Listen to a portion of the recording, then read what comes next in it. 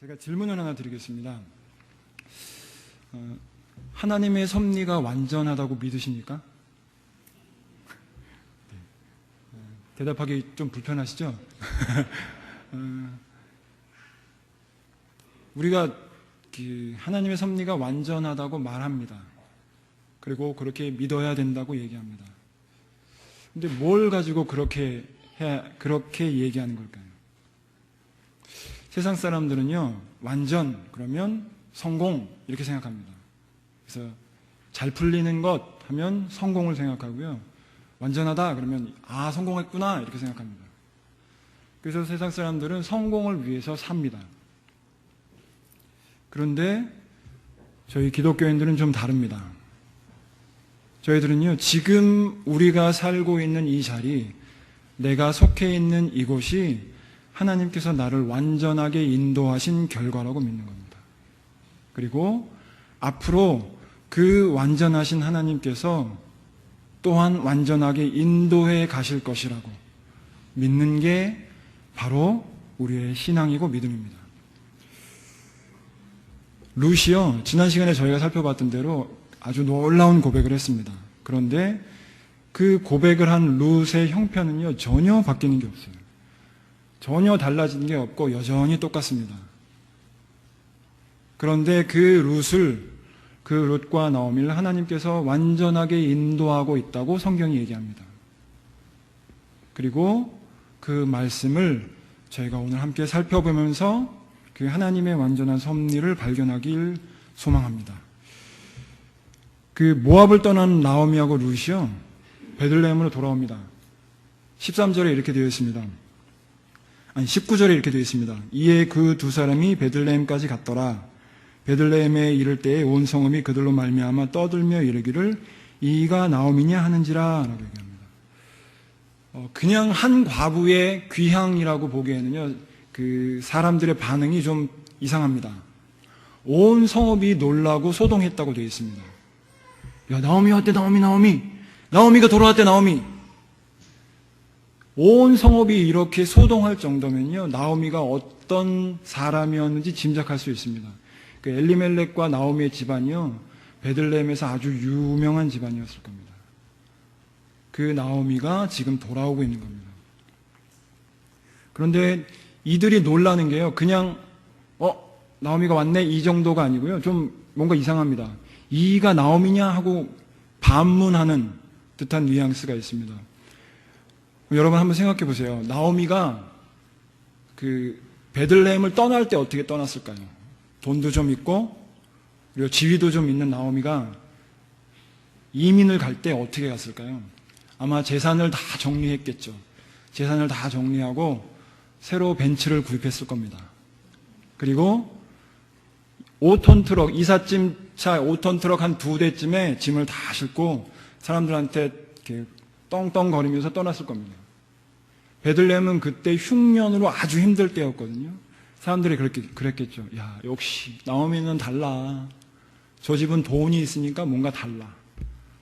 이제 이민 간데 모압 가서 야, 잘 살겠다. 진짜 부럽다. 막 그랬을 겁니다. 그렇게 떠난 나오미가 지금 돌아오는 겁니다. 그런데 사람들이 그 돌아오는 나오미를 주목해 봤겠죠. 야, 나오미가 온대. 왔대. 그런데 아무리 눈 씻고 찾아봐도 남편 엘리멜렉이 보이지 않습니다. 그리고 같이 떠났던 아들 둘도 보이지 않습니다. 그런데 나오미가 웬 까무잡잡한 젊은 여자 한 명을 데리고 돌아오는 겁니다. 그러니까 성이 소동한 거죠. 야, 진짜 저 사람이 나오미 맞아? 그렇게 떵떵거리고 갔는데 저렇게 쫄딱망해서 돌아오는 나오미가 진짜 맞아? 하는 겁니다. 그러니까 나오미가 지금 뭐라고 대답하냐면요, 20절에 이렇게 얘기합니다. 나오미가 그들에게 이르되 나를 나오미라 부르지 말고 나를 마라라 부르라. 이는 전능자가 나를 심히 괴롭게 하셨음이라. 이렇게 얘기합니다. 나오미가 자신이 더 이상 나오미가 아니라 마라랍니다. 여기서 나오미는요, 나의 기쁨이란 뜻입니다. 그리고 마라는 슬픔, 쓴 이런 뜻입니다. 그러니까 나오미가 더 이상 자신은 나의 기쁨이 될 수 없고 자신은 슬픔이라고 얘기하는 겁니다. 그런데 나오미가 이상한 말을 합니다. 뭐라고 하냐면요, 내가 이렇게 된 게 하나님 때문이야 라고 얘기합니다. 전능자가 나를 괴롭게 하셔서 이렇게 됐어 라고 얘기합니다. 근데 나오미의 이 말은요, 맞기도 하고 틀리기도 합니다. 큰 맥락에서 보면 하나님께서 나오미를 지금 인도에 가고 계시다는 큰 맥락에서 보면, 그리고 그가 하나님의 인도하심 때문에 지금 괴롭고 힘든 상황이라는 것을 보면 이 말이 맞습니다. 하나님이 나오미를 지금 만들어가고 계시니까요. 그런데 야고보서 1장 13절에서 15절의 말씀을 좀 보겠습니다. 제가 읽어드리겠습니다. 사람이 시험을 받을 때에 내가 하나님께 시험을 받는다 하지 말지니 하나님은 악에게 시험을 받지도 아니하시고 친히 아무도 시험하지 아니하시느니라. 오직 각 사람이 시험을 받는 것은 자기 욕심에 끌려 미혹됨이니 욕심이 잉태한 즉 죄를 낳고 죄가 장성한 즉 사망을 낳느니라 라고 말합니다. 지금 뭐라고 얘기하냐면요, 하나님께서는 아무도 시험하지 않는다고 얘기하십니다. 여기서 말하는 시험은요, 테스트가 아니라 유혹입니다. 유혹. 죄의 유혹. 그 사람을 유혹해서 죄에 빠져들게 하는 시험을 얘기합니다. 그러니까 하나님은 절대로 저와 여러분을, 그 어떤 누구도 죄에 빠지도록 유혹하지 않습니다. 그 얘기입니다. 그런데 나오미가 이렇게 어려움을 겪는 건요, 바로 자신의 욕심 때문에 그렇게 된 겁니다. 잘 먹고 잘 살겠다는 욕심. 그래서 하나님을 떠난 죄의 결과, 그리고 모압에 가서 자리를 잡고 터를 잡고 거기서 살아가면서 죄가 장성해서 그의 남편과 아들을 잃은 그 결과로 지금 괴로움을 겪는 겁니다. 그러니까 지금 나오미가 얘기하는 하나님 때문에 내가 이렇게 힘들어 하는 얘기는 틀린 얘기입니다. 나오미가 이렇게 힘든 건요, 자기 욕심 때문에 그런 겁니다. 자기 욕심 때문에 죄의 유혹에 빠져서 이렇게 된 겁니다. 그리고 21절에 이렇게 얘기합니다. 내가 풍족하게 나갔더니 여호와께서 내게 비어 돌아오게 하셨느니라. 여호와께서 나를 징벌하셨고 전능자가 나를 괴롭게 하셨거늘 너희가 어찌 나를 나오미라 부르느냐 하니라. 이렇게 얘기합니다. 여기서 나오미가 왜 떠났는지 알 수 있습니다. 나오미가 뭐라고 얘기하냐면요, 내가 풍족할 때 떠났다 얘기합니다. 여러분 그거 아십니까? 하나님을 떠나는 사람들의 특징, 그건 스스로를 풍족하다고 여기는 사람들이 떠납니다. 나는 풍족해. 그래서 나는 도움이 필요 없어. 나는 내가 알아서 할 수 있어. 하나님은 더 이상 내 왕이 아니라 내가 내 스스로 알아서 할 수 있는 내가 나의 왕이야 라고 얘기하는 사람만 하나님을 떠난다는 겁니다. 그게 나오미가 떠난 이유입니다. 그런데 그럼 어떤 사람이 하나님께 돌아오느냐면요, 마음이 가난한 사람만 하나님께 돌아옵니다. 하나님이 없으면 안 돼요. 하나님이 없으면 저는 아무것도 할 수 없어요 라고 고백하는 사람만 하나님께 돌아옵니다. 그런데 그 고백은요, 경제적인 것과 전혀 상관없어요. 그리고 지위와도 전혀 상관없습니다. 내가 돈이 많아서 아무리 지위가 높아도 내 마음이 가난한 사람들은 하나님을 찾습니다. 나는 아무것도 할 수 없습니다 고백하는 사람들은 하나님을 찾습니다. 그러나 아무리 가난하고 아무리 돈이 없어도요, 내 마음이 스스로 교만한 사람들은 절대로 하나님을 찾지 않습니다. 마음이 가난한 자만 하나님을 찾습니다. 그러니까 나오미는 스스로 풍족하다고 생각할 때 하나님을 떠난 겁니다. 그런데 하나님께서 지금 나오미를 다시 돌아오게 하시려고 그를 비워내게 하셨습니다. 여호와께서 나를 비워내셨다고, 전능자가 나를 비게 하셨다는 나오미의 고백이요, 바로 그 고백입니다. 하나님이 지금 나오미를 다시 인도하기 위해 스스로 풍족하다고 생각했던 나오미를 비워내게 하셨습니다. 근데 여기서 한 가지 생각해 볼 게 있습니다. 여러분, 풍요로운 게 축복일까요? 아니면 나오미처럼 지금 텅 비어있는 상태가 축복일까요? 우리가 생각하는 축복이 부와 권력을 얘기하는 거라면요, 지금 나오미는 완전히 망한 상태입니다. 그렇지 않나요? 그런데 기독교에서 얘기하는 축복이 하나님과 동행하는 거라면요, 지금 나오미는 더 없는 축복을 누리고 있는 상태입니다. 왜냐하면 하나님이 그와 함께 하고 계시니까요. 그를 다시 돌아오게 하셨고 그를 회복시키는 중이니까요. 우리가 다시 생각해 봐야 될 게 그겁니다. 내가 생각하는 축복의 기준이 무엇인가? 이건 우리 개인도 마찬가지지만요. 교회도 역시 동일합니다. 교회도 역시 똑같은 맥락에서 볼 수 있습니다. 한국교회를 향해서 많은 사람들이 말을 쏟아냅니다. 한국교회는 더 이상 희망이 없어. 한국교회는 하나님이 촛대를 옮기셨어. 그렇게 얘기합니다. 그렇죠? 한국교회는 도덕적으로 타락했어. 한국교회는 세상으로부터 세상이 한국교회를 등졌어. 이렇게 얘기합니다. 정말 그럴까요? 그런데 때때로 저도 착각합니다. 교인 수가 줄어들고요. 세상 여론이 비난하고 세상 사람들이 손가락질하는 걸 볼 때 정말 교회가 희망이 없나라는 착각을 할 때가 있습니다. 그런데 그렇지 않습니다. 제가 보기에는요, 지금이야말로 하나님께서 교회를 정말 사랑하시는 것 같습니다. 지금까지 한국 교회가 교회됨을 자랑하는, 교회됨을 내세우는 방법이 뭐였냐면요, 성공이었습니다. 부였습니다. 그리고 권력이었습니다. 힘을 과시하는 게 교회의 교회됨을 나타내는 거였습니다. 그런데 한 번도 교회 역사에서 교회의 교회됨을 나타내는 방법이 성공이거나 부거나 힘이거나 했던 적이 없습니다. 성공이 교회의 교회됨을 나타내는 건요, 얼마 안 됐습니다. 교회 역사에 있어서.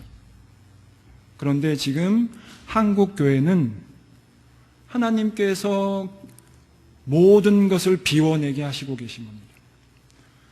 하나님을 떠나서 하나님 말씀이 아니어도 성공할 수 있다고 떵떵거리고 지냈던 그 몇십 년, 지난 20, 30년 동안 잘 먹고 잘 살았잖아요, 우리 교회들. 그런데 지금 하나님께서 하나님을 떠나 있던 교회를 다시 하나님께로 돌아오게 하시는 것 같습니다.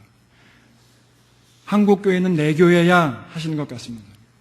그런데 여전히 사람들이 이렇게 얘기합니다. 아직도 많은 분들이요, 교회는 희망이 없어 이렇게 얘기합니다. 여러분, 세계 역사에 있어서 교회가 세상으로부터 환영받았던 적은 얼마 되지 않습니다. 교회가 세상의 중심에 섰던 적도 얼마 없습니다. 그거 아시나요? 중세시대 때 교회가 세상의 중심이었던 적이 있습니다. 권력과 경제력의 중심이었던 시대가 있습니다. 그 시대를 사람들이 뭐라고 부르는지 아세요? 중세시대를 문명의 암흑기라고 부릅니다. 교회가 세상의 중심이 되면요, 타락합니다.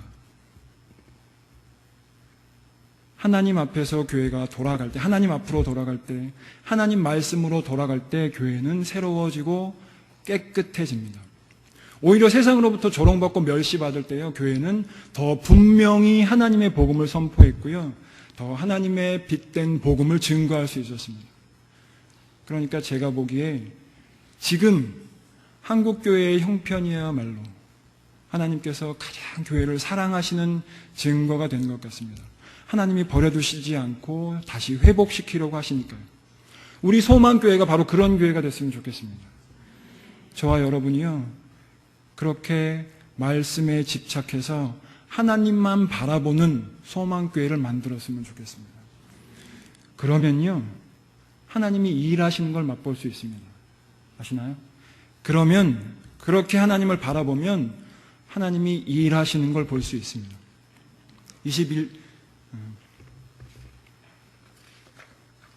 22절에 이렇게 얘기합니다.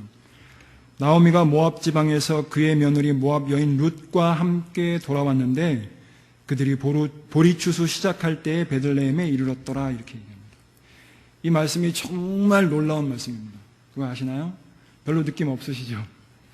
이 말씀이 진짜 놀라운 말씀입니다. 지금 나오미하고 룻은요, 완전 알거지가 됐습니다. 먹고 살 길이 없습니다.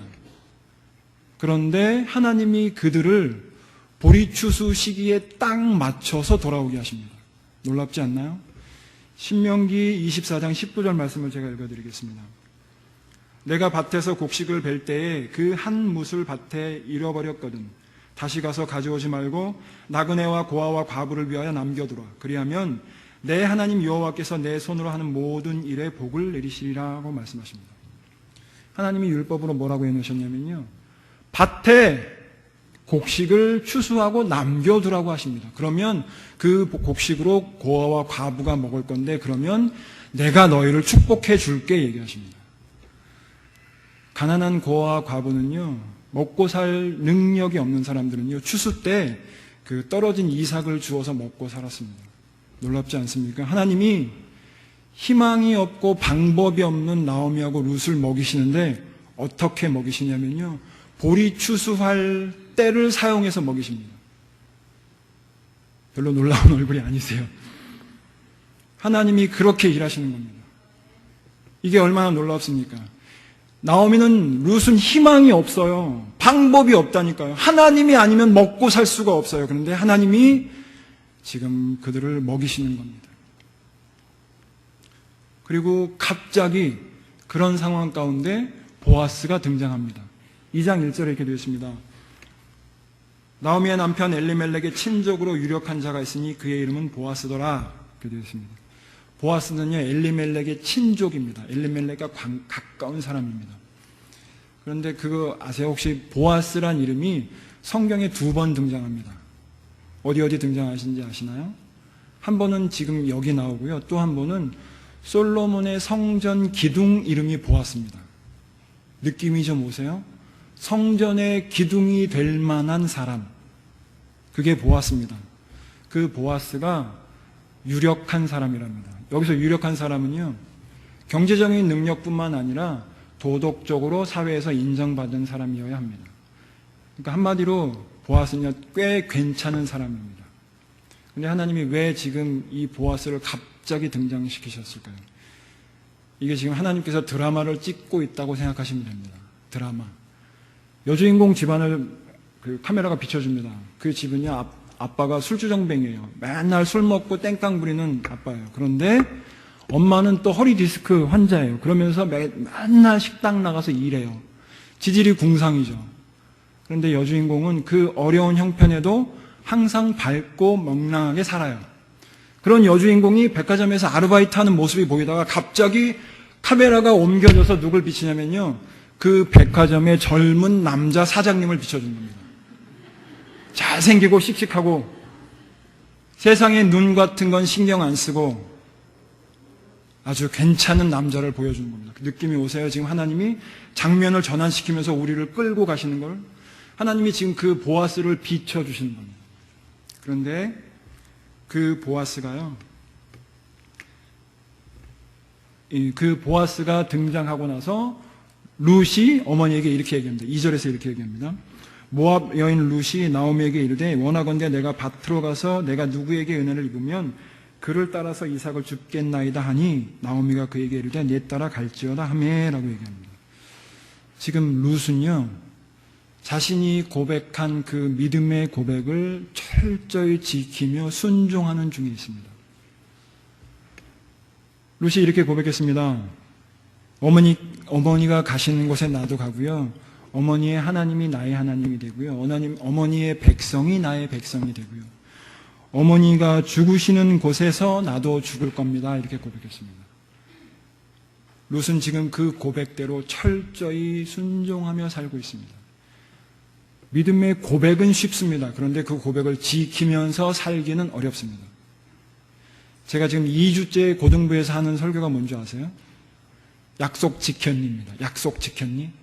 애들이 지난 수련회에 갔다 와서, 고등부 수련회에 갔다 와서 몇몇 아이들이요, 약속을 했거든요.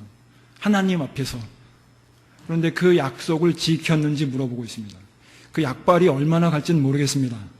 그런데 그 아이들이 그 약속을 지키면서 살기를 저는 진심으로 소망합니다. 그런데 3절에서 이렇게 얘기합니다. 룻이 가서 베는 자를 따라 밭에서 이삭을 줍는데 우연히 엘리멜렉의 친족 보아스에게 속한 밭에 이르렀더라. 이렇게 얘기합니다. 룻이 이삭을 주우면서 가다가요, 우연히 보아스 밭에 갔대요. 지금 룻과 보아스가 만나는 이 장면은요, 룻기의 하이라이트입니다. 룻기가, 보아스가 룻이 만남으로 인해 하나님의 역사가 이어지는 그런 책이거든요. 근데 그 룻과 보아스가 만나는 걸 우연이라고 얘기했습니다. 이상하죠? 정말 우연일까요? 이게 바로 성경이 보여준 아이러니입니다. 하나님이요, 우연이야 하고 쓱 던지시는 거예요. 절대 우연 아닙니다. 절대로 우연이 아닙니다. 마태복음 10장 29절에 이렇게 되어 있습니다. 제가 읽어드리겠습니다. 참새 2마리가 한 아시리온에 팔리지 않느냐? 그러나 너희 아버지께서 허락하지 아니하시면 그 하나도 땅에 떨어지지 아니하리라. 너희에게는 머리털까지 다 세신 바 되었나니 두려워하지 말라. 너희는 많은 참새보다 귀하니라 라고 말씀하십니다. 참새 한 마리가 땅에 떨어지는 일도 하나님이 허락해야 된다고 얘기하십니다. 그런데 하물며 룻과 보아스가 만나는 일이 우연이라고요? 아니요. 절대로 우연이 아닙니다. 하나님이 철저한 계획 가운데 진행되는 일입니다. 그런데 하나님이 지금 우연이라고 얘기합니다. 그게 바로 성도의 삶입니다. 신자의 삶입니다. 우연같이 모든 일이 진행되는 것 같습니다. 아니요, 근데 그렇지 않습니다. 절대 우연이 아닙니다. 여러분이 지금 이 자리에 있는 건 하나님의 섭리 가운데 이루어진 일입니다. 하나님이 여러분을 인도하시는 과정 가운데 이루어진 일입니다. 여러분, 제가 소망교회 어떻게 오게 되셨는지 아세요? 아는 분들도 있을 거예요. 제가 소망교회 어떻게 오게 됐냐면요, 제가 작년 1월에 소망교회에 처음 부임했습니다. 그 전에는요, 서울에 있는 통합 측 교회에서 사역했었어요. 그런데 제가 지금 속해 있는 합신교단이요, 저희 교단이 강도사 인허를 받고 목사 안수를 받으려면 사역을 합신교단에서 사역을 해야 합니다. 그래서 제가 2013년 8월, 9월쯤부터 교회를 찾기 시작했어요. 왜냐하면 통합 측 교단에서 사역을 하니까 합신교단으로 옮기려고요. 근데 제가 아는 데가 없어서, 아는 데라고는 학교 그 게시판밖에 없거든요. 그래서 학교 게시판을 계속 들여다보고 있었어요. 근데 그 게시판에 아세요? 가을 되면 교회들도 구직 부인의 시즌입니다. 가을 되면 해 바꿔서 새로운 사역지를 찾고 새로운 사역자를 찾는 것 때문에, 그래서 계속 이렇게 뒤지는데 조건에 계속 걸리는 거예요. 여러분, 제가 몇 살처럼 보이시나요? 다 아시죠? 제 나이. 제가 보기보다 많이 먹었습니다. 나이가 좀 많이 됐거든요. 그래서 계속 조건에 걸려요. 왜냐하면 교회에서 원하는 게 35세 이하, 40세 이하 그러는 거예요. 그러니까 제가 이력서를 넣을 수조차 없어요. 그리고 또 나이가 괜찮은 교회는 유치부 사역자를 구해요. 근데 제가 다른 건 다 커버가 되는데 유치부는 커버가 안 되거든요. 그래서 고민하고 있었어요. 또 그리고 조건이 다 맞아요. 나이도 맞고 부서도 맞고. 그런데 거리가 전남이고 막 그래요. 그래서 못 놓고 있었어요. 그러다가 12월 10일까지 계속 뒤져보다가 못 찾았어요. 그래서 교회에 가서 그날 말씀드렸어요. 목사님, 제가 내년에도 이 교회에서 사역해야 될 것 같습니다 하고 말씀드렸어요. 그런데 학교 갔다 이렇게 돌아왔는데 갑자기 집사람이요, 그날 저한테 얘기하는 거예요. 여보, 소망교회라는 데서 공고가 떴다. 그래서 그렇게 얘기를 하는 거예요. 그래서 딱 보자마자 느낌이 왔어요. 제가 생각했던 게 가까운 거리에, 그리고 중고등부에 였거든요. 합신교단. 그러니까 세 개가 딱 맞잖아요. 그래서 그날 바로 전화를 했어요. 게시판에 글을 보자마자. 그때가 금요일이었는데 제가 전화 걸었을 때 전화를 받으신 분이 누구냐면요, 금요일 전이었거든요. 이현우 전사님이 전화를 받으셨어요. 이현우 전사님이 전화 받고 제가 메일을 보내도 될까요? 하고 말씀드렸어요. 그랬더니 그러시라고. 근데 좀 이상했을 거예요. 게시판에 글을 올리자마자 대뜸 전화였고 이력서 보내겠다고 하니까. 그리고서 이력서를 보냈어요. 그게 12월 20일쯤 됐을 겁니다. 그런데 10일이 지나도록 연락이 없는 겁니다. 10일쯤 지나면 떨어진 거잖아요. 그죠? 그래서 안 됐구나. 나이가 많아서 떨어졌나 보다 생각했어요. 그런데 29일, 아니, 30일 날 전화가 왔어요. 30일 날. 그때는 지금은 최은우 목사님이죠. 최은우 강도사님이셨어요. 강도사님이 전화를 하셨어요. 만나자고. 그래서 강도사님을 만나러 나갔어요. 근데 거기서 놀라운 얘기를 들었습니다. 강도사님이 20일 날쯤 그 게시판에 광고를 딱 내자마자 저한테 연락이 왔대요. 그날 바로. 그리고 이력서가 들어왔대요. 그런데 그 뒤로 이력서가 한 통도 안 들어왔대요. 그래서 강도사님이 고민하셨대요. 이걸 어떻게 해야 되나? 도대체 이걸 어떻게 해야 되나? 저희 소망교회가 인기가 있어서요. 그 전에 저희 1학년 때 사역자, 유초등부 사역자를 구한다는 공고가 떴었거든요. 그때도 저희 동기들만 해도 3명이나 이력서를 넣었었어요. 다 떨어졌지만. 그 정도로 인기가 있는 교회예요. 소망교회 괜찮은 교회입니다, 여러분. 근데 광고를 냈는데 인터넷 게시판에 조회수는 200이 넘어가는데 이력서가 한 통도 안 들어온 거예요. 어떤 여자분이 전화를 하셨대요. 근데 그 여자분도 이력서는 보내지 않고 전화만 하고 끝나셨대요. 그래서 최은우 강도사님이 기도하셨대요. 30일 날까지 이력서가 안 오면 김정현 전사님을 만나겠습니다. 그래서 제가 최은우 강도사님을 만나고 소망교회에 올 수 있었습니다. 이게 우연일까요? 아니요, 절대로 우연이 아닙니다. 하나님이 나이 많은 저를 붙여주시기 위해서 다른 사람들을 아마 잠시 마음을 움직이셨던 것 같습니다. 놀랍지 않습니까? 때로는 하나님이 인도하시며 이렇게 너무나 분명해서 와, 하나님이 정말 일하시는구나 하고 느껴질 정도로 일하실 때가 있습니다. 그런데 그렇지 않을 때가 더 많습니다. 이게 하나님이 나를 인도하시는 게 맞나? 내가 지금 가는 이 길이 하나님이 인도하시는 게 맞나? 그럼에도 불구하고 하나님께서 우리를 인도하고 계십니다. 왜 그걸 알 수 있는 줄 아세요? 지금 룻이 보아스를 만나는 걸 하나님이 우연이라고 얘기하셨는데 그 뒤에 뭐라고 얘기하시냐면요. 4절에 이렇게 얘기하십니다.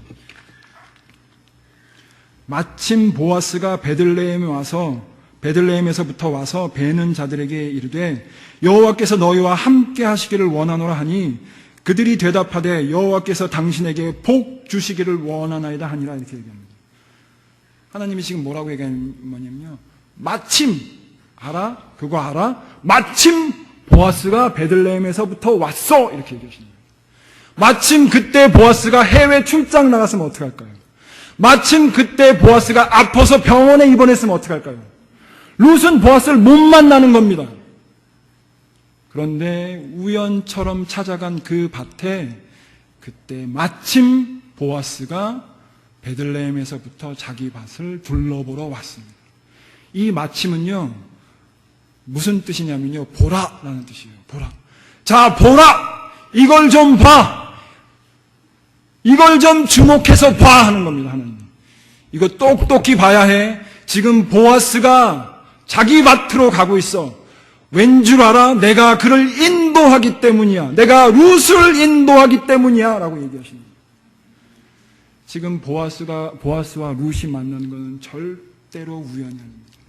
하나님이 지금 내가 일하고 있다고 하나님이란 글자가 한 글자도 안 나오는데 룻길을 통해서 보여주시는 겁니다. 너희들이 살아가는 게 우연이라고? 아니, 그렇지 않아. 너희들이 지금 이 자리에 있는 건 내가 인도했기 때문이야 라고 얘기하시는 거예요. 그게 지금 룻길을 통해서 이 장면을 통해서 하나님이 우리에게 보여주시는 겁니다. 하나님이 일하시는 것, 하나님이 우리를 인도하시는 것, 때로는 우리 눈에 전혀 보이지 않습니다. 때로는 우리 눈에 전혀 보이지 않지만 하나님께서는 결코 우리를 놓아두시지 않습니다. 그게 우리가 때론 죄의 자리에 있을지라도 우리를 비워내게 하셔서 돌아오게 하시고 우리가 하나님 앞에서 충성할 때에는 하나님이 그 충성을 받으시며 기뻐하시고 우리와 동행하실 겁니다. 오늘이 충성교구 헌신 예배입니다. 그렇죠? 하나님이 왜 헌신을 기뻐하실까요? 하나님이 우리가 헌신하는 것, 우리가 하나님께 드리는 헌신이 필요해서 그럴까요? 일을 좀 해야겠는데 사람이 없어서 헌신을 기다리고 계실까요? 아니요, 그렇지 않습니다. 하나님께서 헌신을 기뻐하는 이유는요, 누가 헌신을 할 수 있는지를 하나님이 알고 계시기 때문입니다. 하나님께 헌신할 수 있는 사람은요, 하나님을 진심으로 사랑하는 사람만 헌신할 수 있습니다. 하나님을 너무너무 사랑하기 때문에 내가 가진 걸 드리지 않고는 견딜 수 없어서 내가 가진 모든 걸 드리겠다고 하는 사람이 헌신할 수 있는 사람입니다. 하나님을 그렇게 사랑하는 사람은 하나님을 신뢰할 수밖에 없습니다. 하나님이 나를 인도하실 걸 믿고 신뢰하기 때문에 하나님을 사랑할 수밖에 없습니다. 하나님이 나한테 뭘 줘서요? 아니요, 그렇지 않아요. 하나님이 나를 인도하시는 것만으로도, 하나님이 나를 구원하시고 지금 이 자리에 있게 하신 것만으로도 감사해서 하나님을 사랑할 수밖에 없습니다. 그게 바로 하나님이 기뻐하시는 헌신입니다. 충성교구 여러분, 아니 지금 이 자리에 계신 여러분 어떻게 헌신하시겠습니까? 우리 재산 정리해서 팔아서 교회에 드릴까요? 아니면 충성각서 쓸까요? 아니요. 하나님이 지금 원하시는 건요, 우리의 마음을 원하십니다. 우리가 진심으로 하나님께 드리는 고백, 룻과 같은 고백으로 하나님 앞에서 결단하고 결심하며 살아가는 그 모습, 그 마음을 원하시는 겁니다. 여러분이 그렇게 하나님 앞에서 결단하고 결심하시고 살아가셨으면 좋겠습니다. 그래서 하나님이 나를 너무나 사랑하시기 때문에 나도 하나님을 너무너무 사랑하고, 그래서 내가 하나님께 헌신하지 않고는 견딜 수 없는 여러분이 되시기를 주님의 이름으로 축복합니다.